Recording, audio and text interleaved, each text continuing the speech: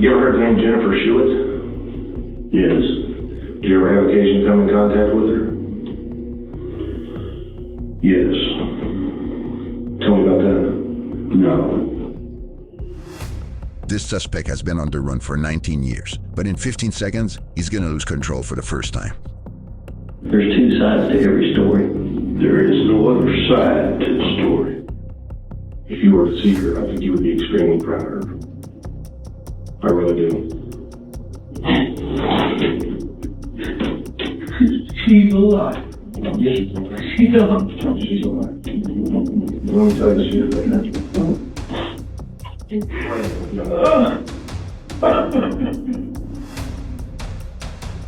8-year-old Jennifer Schuett, kidnapped, assaulted, silenced, and left for dead. She was only a child at the time and lost the ability to speak after she was horribly wounded by her attacker. But she survived, remembering every details, and went on to solve her own case, finally putting an end to Dennis L. Bradford's reign of terror. I wanted to help because I was the only living witness. In the small town of Dickinson, Texas, curious little girl Jennifer lives with her single mother, Ellen, in a small apartment in a bad neighborhood. As far as I can remember, back in my childhood, I just didn't like the dark or sleeping alone. So I found comfort in going to bed with my mom. We were all that we had, was each other. On August 9th, 1990, at 2:30 a.m., Ellen exceptionally asked Jennifer to go sleep in her own room because she needed to wake up early the next morning. Jennifer went to her room and read until she fell asleep. In the morning, Ellen can't find Jennifer, and the window of her bedroom leading out to the parking lot is wide open. Sometime early Friday morning, 8-year-old Jennifer Schuett was abducted from her apartment bedroom. Jennifer's mother entered the bedroom and found the bedroom window open and her daughter gone. Went, Jennifer, Jennifer. There was no sign of her, she was just gone. After the police arrived, they went on the hunt right away. It started to become evident very quickly to the officers that this was not just a runaway case. As anything new develops, I'll be more than happy to talk with you all about it. Later that day, at 6:30 p.m., the police received a call from some parents in the area. Their kids were playing in the field beside the town and tripped over something. Horrifyingly, they realized it was the body of a little girl. And I remember being put into the life flight helicopter. At this point, they knew they were running out of time. They had to get her to an hospital. As she's airlifted, I'm thinking that we're obviously going to have a murder case here. Her injuries were so serious that her survival was unlikely.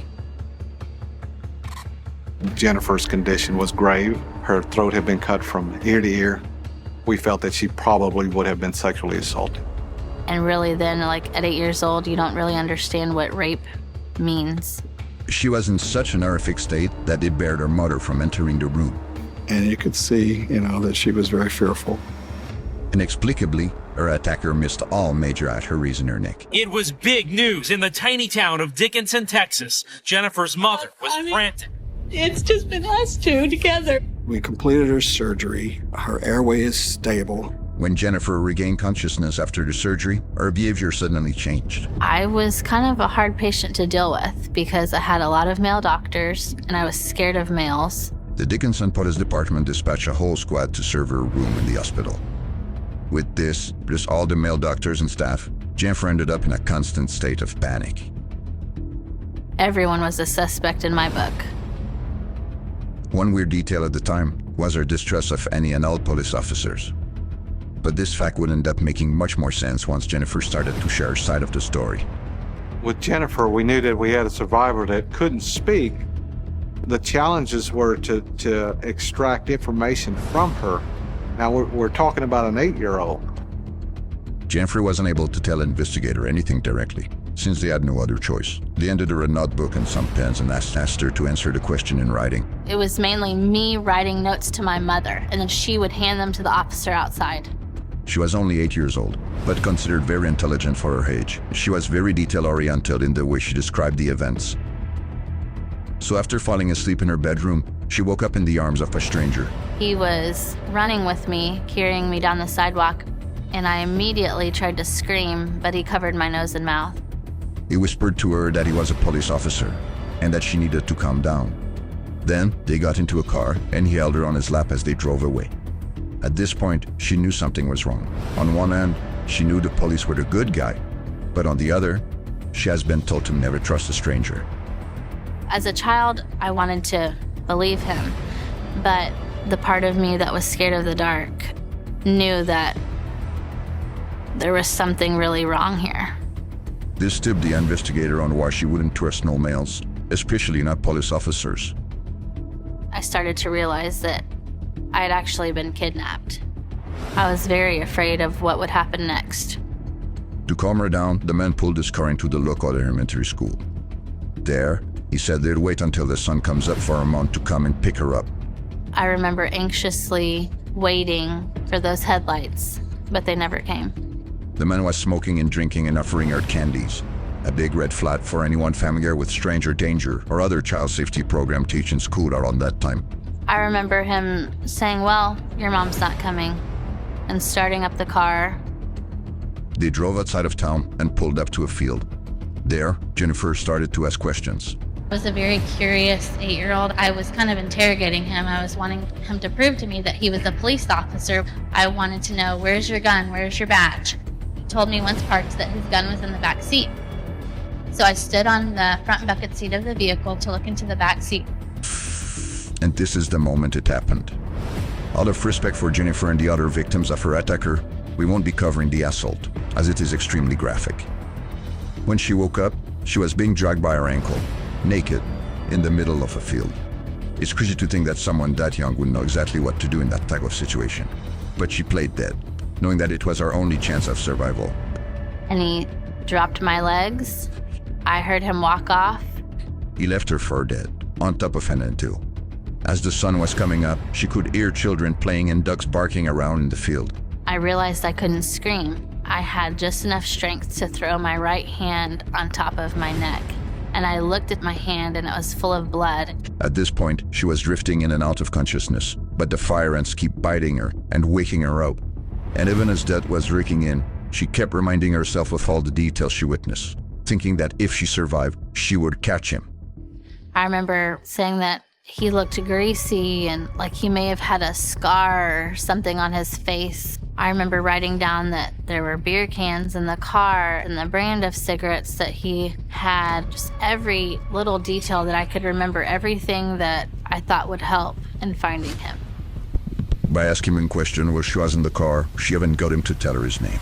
And so I wrote, he said his name was Dennis. A sketch artist was brought in to help her turn her memories into something the police could use. I couldn't talk, and I'm trying to describe a person through notes. Without saying a single word, Jennifer was able to help produce this. But sadly, this didn't sound like a strong case to the police. They reached out to the public with the sketch to no avail, and in the end, the small police department didn't uncover anything, except some pieces of clothing from Jennifer and her attacker lying in the field. That was just so frustrating to me to not be able to say what I wanted to in the way that I wanted to say it. She would try to express her disagreement and get even angrier by the fact that she couldn't speak her mind anymore. And this is when a miracle happened. In one of her mute rants, a tiny little sound came out of her mouth. Doctors were shocked since her vocal cords were basically cut in half and were never expected to reconnect. But somehow, they started to heal. I even regained my voice while I was in the hospital.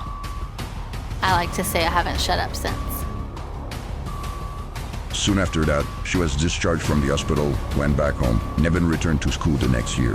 But going back out into this world where you were just so viciously attacked, who would want to go back into that? She wasn't the only one going through trauma at this time. The entire small town of Dickinson followed. Because the whole community was on edge. No one knew who had done this to me. The police added more staff to its department and started to position officers in schoolyards and even inside classrooms. As time is progressing, the leads are getting colder and colder and you're losing your resources. It's very frustrating. The case gets cold. And Jennifer ended up waiting for 18 years with no sign of progress on her case. And then I got a phone call that Detective Tim Cromie would be taking over my case and he wanted to meet with me. For the first time in years, a police officer asked to meet with her. He told her something which gave her hope. Sitting down with Jennifer for the first time, I told her, I said, Jennifer, I will do whatever I can do in my power till the end of my career to get you the answers that you need for this case. And that simple sentence changed my life. I felt like he was as dedicated to the solving of my case as I was. It was a unique aspect of having Jennifer there to help with certain aspects of the case that otherwise we had never known. I really wanted to be a part of the solving of my own case. I wanted to help because I was the only living witness. He contacted the FBI and asked them to analyze the pieces of quilting they found in the field 18 years prior. Often working cold cases, time is your enemy. People forget, people move away, people die. This was one of the benefits of time in our case, was the advances of technology in the DNA field. As time went on, and it took so long, my optimism faded. If we didn't get a DNA hit, I wondered if we were ever going to solve this case. The procedures took an entire year, but weren't fruitless. It was 2:30 in the morning. My phone rings, and it's the DNA lab. The DNA examiner told me we got a hit. On September 22, 2009, the FBI gave them a name, Dennis Bradford. Who was that? We never saw that name in a report.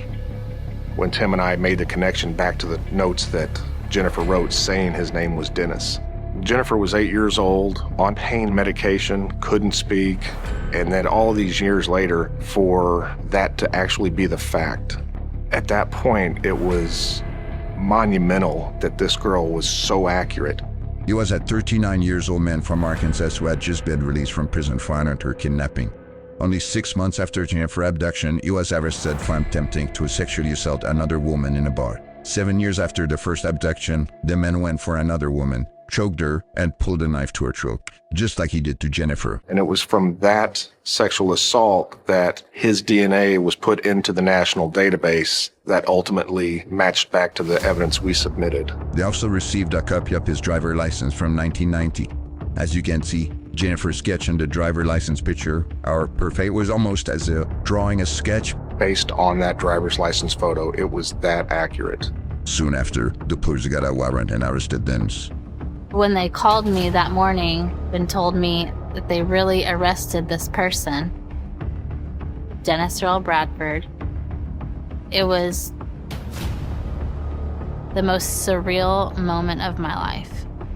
We were hoping, most importantly, to get a confession. We didn't want there to be any way this could be beat in court. Okay, forgive me, Mom. I was the little girl out of that window.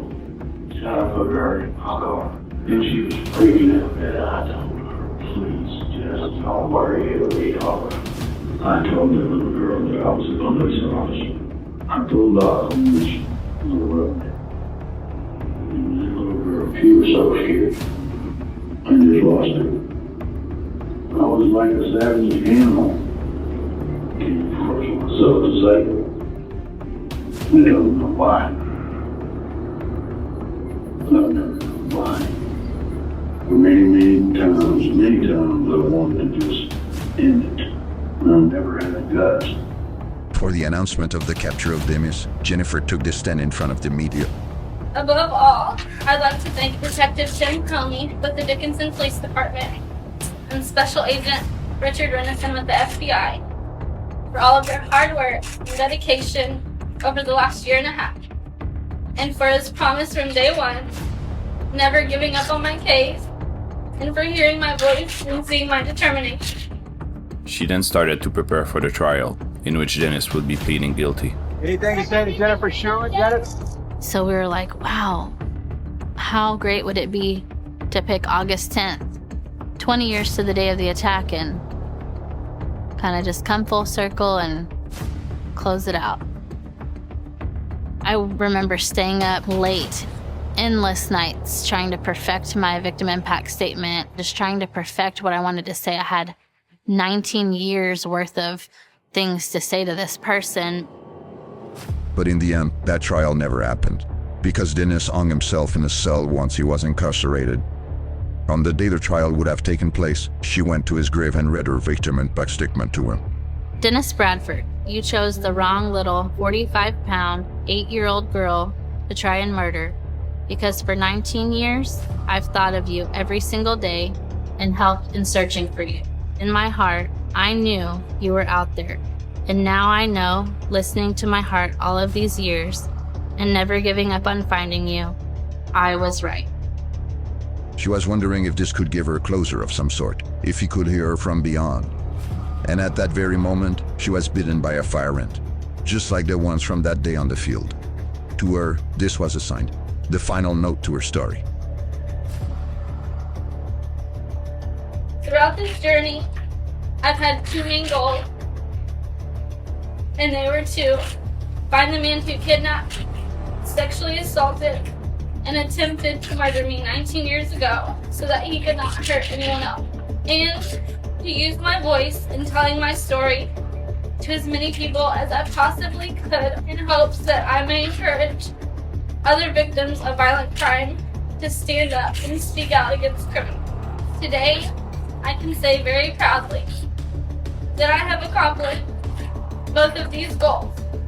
I hope that my case will remain as a reminder to all victims of violent crime to never give up hope in seeking justice, no matter how long it may take or how hard it may be. With determination and by using your voice to speak out, you are capable of anything. Even if the scars would never go away, Jennifer refused to let her victim status prevent her from living her life. She even attempted to start a family.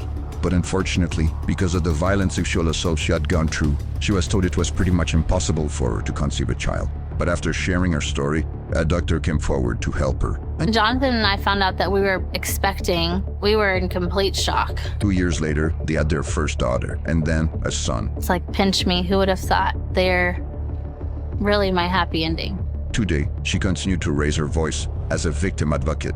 You tried to silence her, but she was always stronger. Even at the time. I'm not a victim, but instead victorious.